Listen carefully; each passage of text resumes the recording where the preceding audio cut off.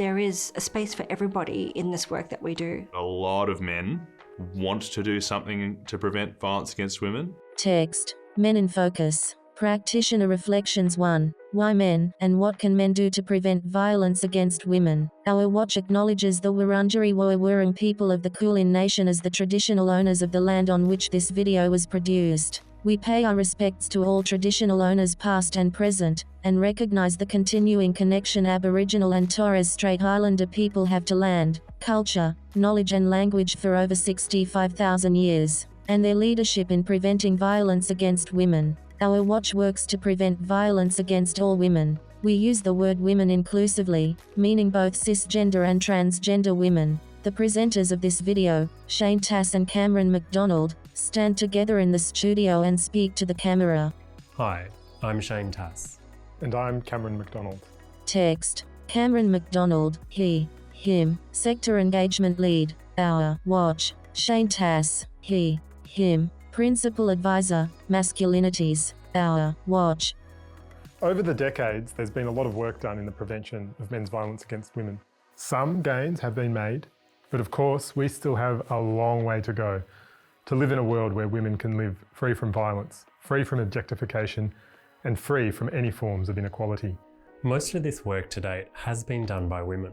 In order to continue making real progress and end this problem once and for all, more men need to be actively involved in the solutions.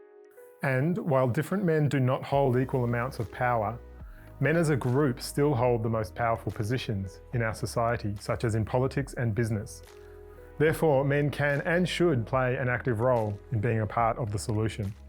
So what can men do to help drive change?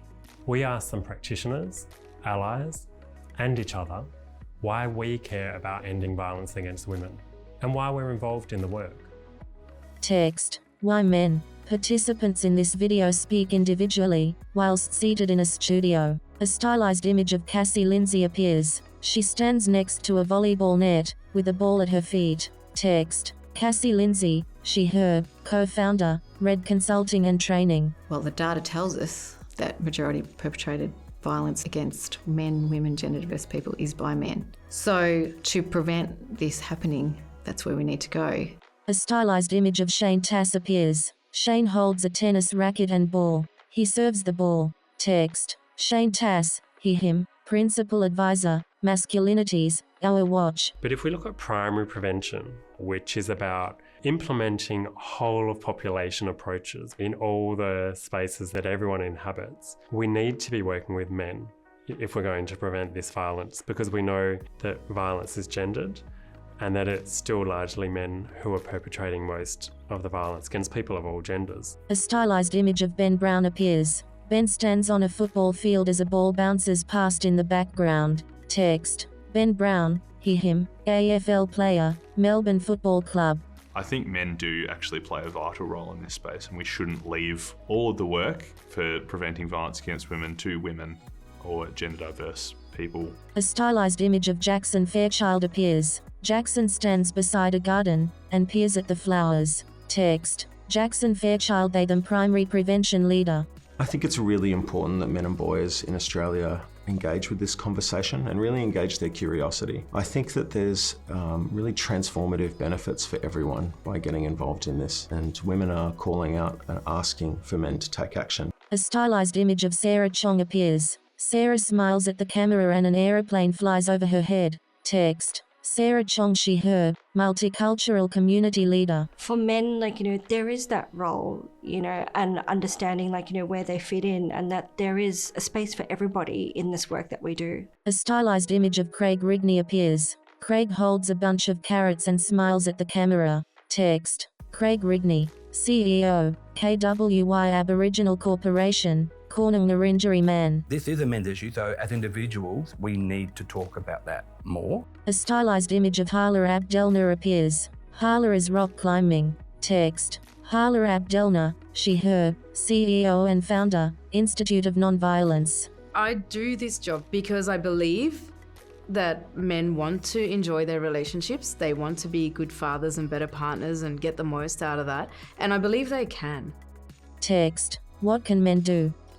One way that men can inspire other men is really to model those good behaviours, to model different ways of being. And to do that means you actually have to do quite a lot of work on yourself first. Look at the ways that we can actually assist women to pick up positions of power within our organisations, within our governments, so that the decisions that are being made at the top level aren't all being made by men.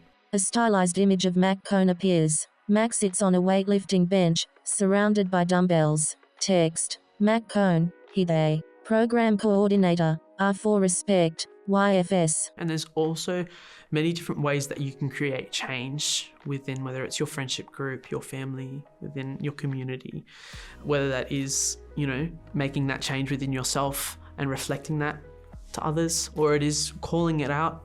And we look at social media, we look at TV, there's a very skewed version of what being a man and a role model is. It's important that we're not riding in with our shining armour on our horses to try and fix the whole problem, because that means that we're not listening to the needs of women. A stylized image of Cameron McDonald appears. Cameron sits on a rock, underneath a beach umbrella. A dolphin splashes out of the water behind him. Text. Cameron McDonald, he, him. Sector Engagement Lead, Our Watch. Obviously, it's really important for us to intervene when we see sexist and disrespectful behaviours, but I think it's even more important that we move our thinking more upstream. Especially as men, what are ways that we can intervene much earlier in the process, before disrespectful, harmful, or even abusive things happen? Upstream bystander interventions would include men just having those conversations with other men, with boys, because we don't know which man it's going to be, which boy it is in our life who might not be clear on what consent is, who might try to blur the lines. And so we need to be having those conversations all the time, and we need to be having them preemptively to do what we can to stop those incidents of rape and sexual assault from happening in the first place. When you come across instances of gender inequality or disrespect towards women in your circles of influence, then it's important that you actually make a stand and do something about it. And there are many ways you can do that. Maybe it's, if you're starting out, maybe you hear the sexist joke and you're not one of the blokes that's laughing at it. The most offensive thing that a man can say to another man is, "You're acting like a woman." As a woman, that's a lot to stomach. Men have to stop doing that. So if you catch yourself joking around with another guy and putting him down, even if it's in humour, and whatever you're saying is indicating that he's feminine somehow, and that's the insult, stop it. Stop those jokes. And people who don't laugh at those jokes don't have a chip on their shoulder. They're just advanced in their understanding. The minute I start talking about this or pulling up a friend or a colleague, is they put up barriers. There's 1,000 excuses. I didn't really mean what I said. That's not what but you said it. Text. Being an active ally.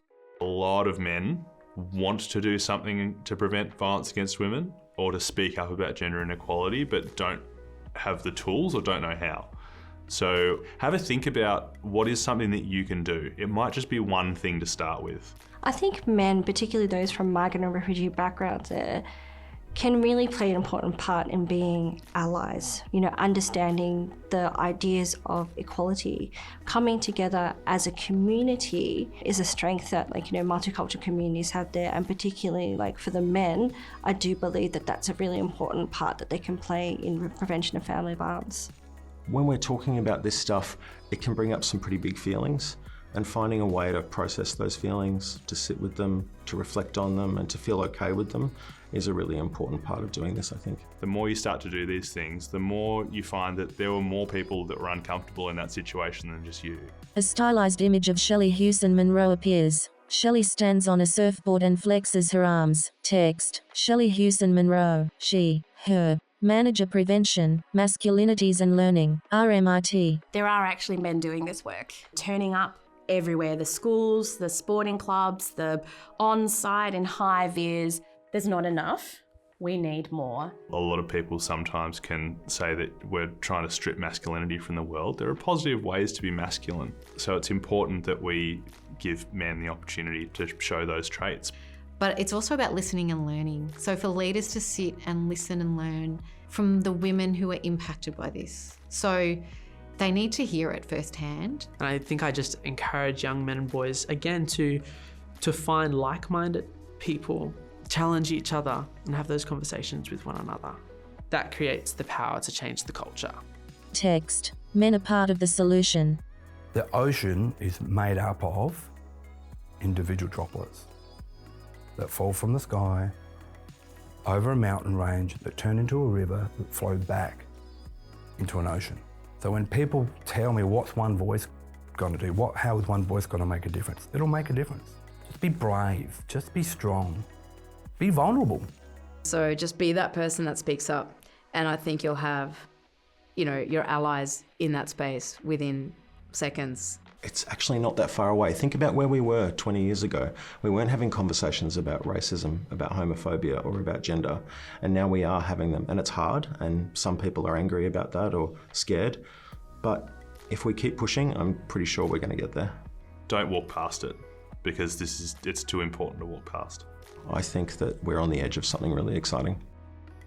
Text. Supports available. 1-800-RESPECT. National Sexual Assault, Domestic Family Violence Counselling Service. 1-800-737-732. Men's Referral Service. Operated by No to Violence. 1300-766-6491. Australian Human Rights Commission. 1300-656-419. 13 Yarn. 1392-76. Sane. We're people like you. 1-800-187-263. Q Life. 1-800-184527. This video is a part of a suite of Men in Focus practice resources produced by Our Watch and supported by the Australian Government Department of Social Services. Visit ourwatch.org.au. Our Watch. Preventing violence against women.